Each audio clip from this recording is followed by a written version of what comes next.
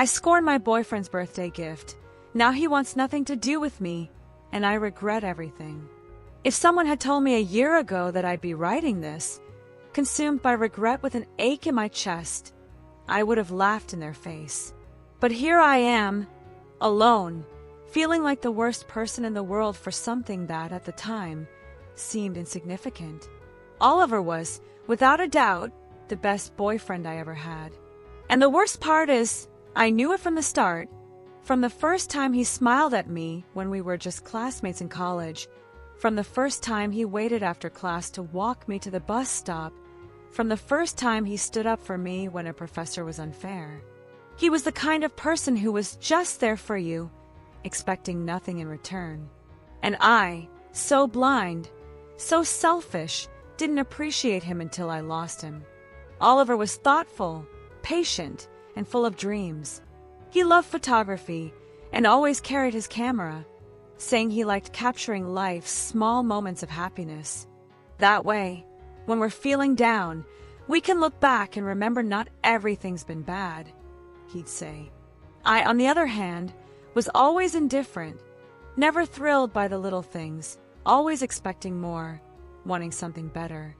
If we went out to eat and he chose a cozy, simple restaurant, I'd be disappointed, expecting somewhere fancier. If he gave me a handmade gift, I'd think he should have bought something pricier. That mindset is what ruined everything. From the outside, we were the perfect couple. We didn't fight much, always supported each other, and understood each other with a glance, or so I thought. We met in college, and our relationship grew naturally, from friends to dating to officially being together. We complemented each other in many ways. Oliver was calm and patient. I was impulsive and demanding. He found joy in simplicity. I always sought more. He showered me with attention, bringing me coffee without me asking when I was tired, sending sweet messages to cheer me up on bad days, planning special things for my birthdays, no matter how challenging. I, however, wasn't as thoughtful. I got used to receiving but rarely gave back. And worse, I never stopped to consider how that might affect Oliver. Oliver wasn't materialistic. He didn't care about brand-name clothes or the price of things. What mattered to him was the meaning behind a gesture. I grew up believing love was shown through grand gestures, expensive gifts, things others could see and envy. I remember one anniversary when Oliver gave me a photo album of our best moments together. He'd spent weeks editing the pictures, writing little notes for each, ensuring every detail was perfect. I just smiled and said, "Thanks." I didn't hug him with excitement or tell him how much it meant. In my mind, the gift felt too simple. I expected something different. A trip, an expensive necklace, something to show off. That was one of the first times I saw disappointment in Oliver's eyes, but he didn't say anything, just smiled and hugged me.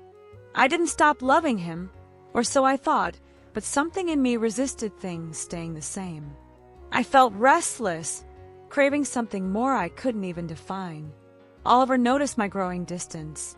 At first, he tried to bridge the gap, asking if I was okay, if something was bothering me, if I needed to talk.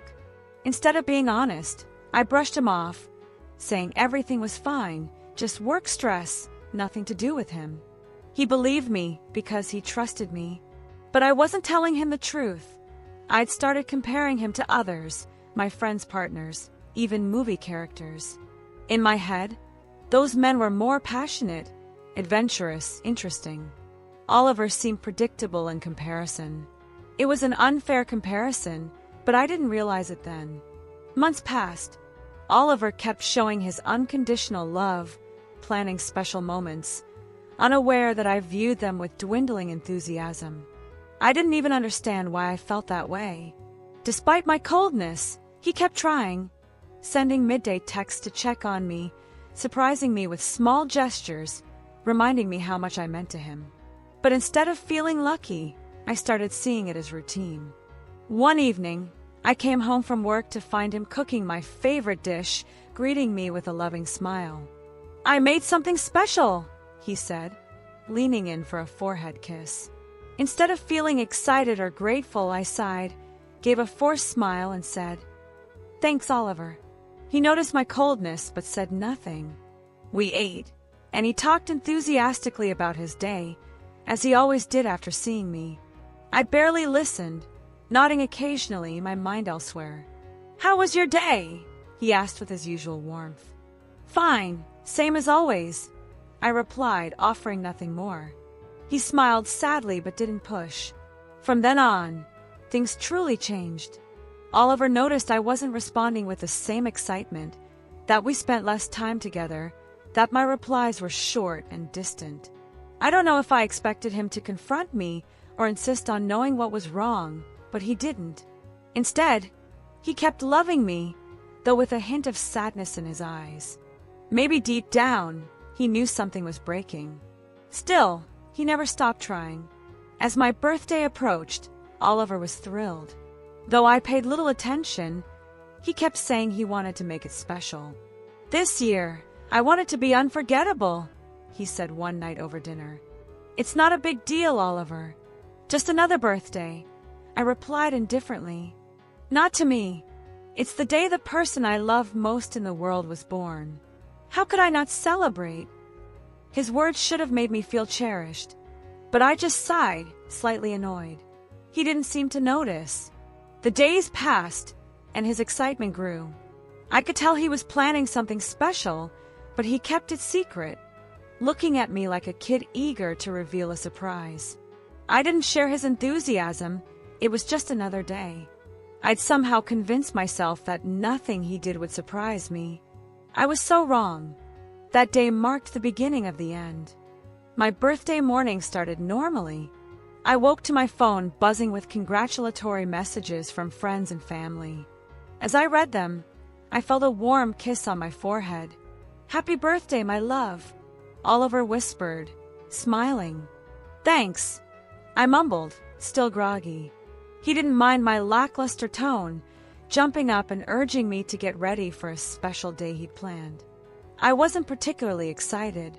Honestly, I hadn't even asked what we were doing, assuming it'd be the usual, dinner, maybe a cake, nothing extraordinary. We got ready and went out. Oliver took me to breakfast at my favorite cafe, having already ordered my favorite coffee and pastry before we arrived. He knew me so well, watching me with that unwavering love I'd started taking for granted. Despite his efforts, I felt disconnected. We spent the day strolling through the city, Oliver beaming with excitement over every detail he'd planned. I wondered how he could be so happy with so little. I felt dissatisfied, though I couldn't pinpoint why. That night, he blindfolded me and led me by the hand to a secret location, his excitement palpable. "Trust me, you'll love this," he said eagerly. When he removed the blindfold, we were at an elegant restaurant, our table adorned with candles and rose petals, a small, carefully wrapped gift waiting. "All this for me?" I asked, trying to sound surprised. "Of course, my love. I want a night to be special." In my mind, I sighed. I'd hoped for something more thrilling, maybe a party with friends. Something different. Instead, it was another romantic dinner, like every year. We sat, and he took my hands tenderly. "Before we eat, I want to give you your gift," he said, excited, handing me the small package. I took it with little enthusiasm, unwrapping it slowly, unsure what to expect. Inside was a silver necklace with a star-shaped pendant, engraved on the back with "Always Together" and our initials. Oliver watched, eager for my reaction. I felt a pang of disappointment. "A necklace!" I said dryly without thinking. His face fell. "Yeah, I had it made just for you. It's got our secret message engraved," he said. I held it, looking at it with little interest. "It's nice, but just this." After all the build-up, I'd expected something more exciting.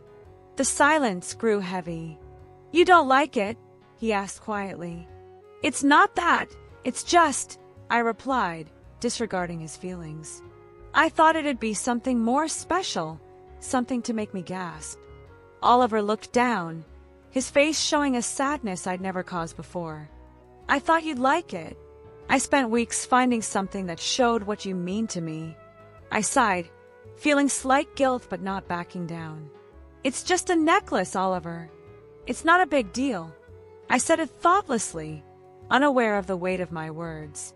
The silence that followed was unbearable. Oliver looked away, hiding his pain. Dinner continued in a tense atmosphere.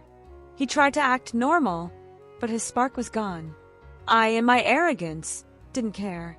I didn't know I'd just broken something irreparable. The following days were strange. Oliver no longer looked at me with the same warmth. His good morning texts dwindled, his tone more distant. At first, I didn't think much of it, assuming he was just upset and would get over it. But this time was different. Calls became rare. He stopped hugging me from behind while cooking, stopped looking at me with love-filled eyes. "You okay?" I asked one day, hoping things would return to normal. He gave a forced smile. "Yeah, fine." But he wasn't. Our connection was fading, and I did nothing to stop it. He started going out more, saying he had friend meetups or needed to clear his head. He'd never been like that, always preferring to stay with me. Now he seemed to seek any excuse to be away. For the first time, I felt fear, and I had no idea how to fix what I'd done. One night, he came home at 1:47 a.m. I was waiting on the living room couch, hugging my knees, stomach in knots. He'd never been out so late without notice. He walked in calmly, but his expression was off. No smile, no kiss, no chatter about his day. "Where were you?" I asked, more serious than intended. He set his keys down and removed his jacket. "Out with friends," he said flatly. "You couldn't let me know." He sighed, running a hand through his hair, clearly exhausted. "Since when do I need to report every time I go out?" His words startled me, not aggressive but distant. "It's not that, Oliver. You've just never done this before." He leaned against the wall, arms crossed. "You were worried?" "Of course." He gave a humorless chuckle. "Funny. You never cared what I did before." His comment caught me off guard. "Why would you say that?" "Talia, when was the last time you cared about something I did for you?" The air grew heavy. "What do you mean?" "I mean every time I tried to make you happy, every effort to see you smile, and all I got was indifference." I opened my mouth to respond but couldn't find words. "Oliver, I'm not saying this to hurt you, Talia. I've just been thinking a lot." His calm tone cut like a knife. "Thinking what?" I asked, voice trembling. He sighed, rubbing his face as if gathering courage. "I don't know if I want to keep doing this." My heart stopped. Those words hit hard. "What? What are you saying?" "I'm saying I'm tired. I feel empty. Every day, it feels like we're strangers living in the same house." "That's not true," I whispered, panic rising. "Isn't it? When was the last time we had a real conversation? When was the last time you looked at me like you wanted me in your life?" Tears blurred my vision. "I love you, Oliver." He smiled sadly. "I love you too, Talia. But love isn't enough when someone feels invisible." His calm voice hurt more than any shouting could. No accusations, just the cold, cruel truth. "Is this about the necklace?" He shook his head. "It's not just the necklace. It's the indifference, the exhaustion, the feeling I'll never be enough for you." I tried to approach him, but he stepped back. "I don't want to hurt you, Talia," he said softly. "But I can't keep feeling like this." My throat closed. "I didn't want this to happen," I murmured, trembling. "Neither did I." He paused, then sighed and turned. "I'm sleeping on the couch tonight." With that, he walked away, leaving me with an emptiness I'd never felt before. The following days were a whirlwind of anxiety and desperation. We shared the same space, but the distance grew, an unbridgeable chasm. It wasn't just his lack of smiles or cold gestures, it was the absolute void in our relationship. At first, I tried to ignore it, clinging to the idea that time would fix things. I convinced myself small gestures could mend what I'd broken. I cooked his favorite meal, asked about his day, tried cuddling during TV time. But each attempt hit an invisible wall. Oliver responded with monosyllables, nodded distractedly, or pulled away without a word. He spent more time out, no longer coming home promptly from work, and weekends, once ours, became uncertain. When I asked where he was going, he'd say, "Just clearing my head." I couldn't blame him. He had every right to be upset, but the fear of losing him gnawed at me. Nights were the worst. Though we shared a bed, his absence was palpable. No more hugs while sleeping, no reaching for my hand. I'd lie awake, watching him in the dark, wondering when everything fell apart, regretting every moment I'd been indifferent, every time I overlooked his efforts. Now, as he slipped away, I realized I'd taken his love for granted. One Saturday afternoon, Oliver sat across from me at the dining table, his expression serious, his eyes resolute. I knew before he spoke that something was about to change forever. He said he'd been thinking a lot, that he couldn't continue, that he felt empty. He spoke without anger or resentment, with the calm of someone who'd already decided and was just waiting to say it. He explained he loved me, but love wasn't enough. He tried to recapture our connection, but something in him was broken, and he wasn't sure it could be fixed. Each word was a blow to my chest. I wanted to interrupt, beg for more time, say we could fix it, that I'd do anything to prove we were worth fighting for. But my voice broke before I could form a coherent response. Oliver wasn't looking for debate or negotiation. He'd made his choice. I saw it in his eyes, in his composed demeanor as I crumbled. There was no anger, just sadness and resignation. He said he'd leave in a few days, that he'd arranged to move out, that he didn't want to prolong the pain. That's when I knew there was no going back. I sat at the table long after he left for the bedroom, my thoughts clouded, replaying everything, desperately seeking a fix. But I couldn't. I'd scorned something as precious as Oliver's love, pushed him to a point where he had no strength left to try. And now I was losing him. For the first time, I understood true regret, but it was too late. The days that followed were torture. Knowing he was leaving, every second, every silence, every empty routine hit harder. I tried talking to him, reaching out in every way, but he was already gone. No matter how much I cried at night or wished it was a nightmare, he decided. The day he left, I stood at the door, watching him load his things. I wanted to say something to change his mind, but what could I say? I'd belittled his love, dismissed his efforts, and reacted too late. He got in his car and drove off without looking back. When he was out of sight, the silence in the apartment was deafening. Days turned to weeks, then months. After 3 months of silence, I knew there'd be no second chance. He didn't block me or forbid contact, but he didn't respond either. I understood I was no longer part of his life. At first, I clung to hope that time would soften his anger and pain, that we could try again. But time passed, and Oliver never returned. I tried to move on, but everything felt empty without him.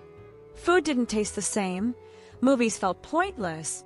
Things that once brought joy were now reminders of what I'd lost. Every corner of the apartment echoed him. His laughter, his gestures, his unconditional love, all I'd taken for granted. The regret consumes me daily. I'd give anything to go back, to cherish everything Oliver did, to not act like a spoiled child who didn't see how lucky she was. 6 months later, I saw him at a cafe with another woman. She was laughing at something he said, her eyes sparkling, the spark I'd once extinguished. We crossed paths by chance as I left. "Talia," he said, polite but distant. "Oliver," I stammered, words choking in my throat. Before I could say more, he nodded and walked away, holding her hand. I stood frozen, realizing it wasn't the necklace that was insufficient, it was me.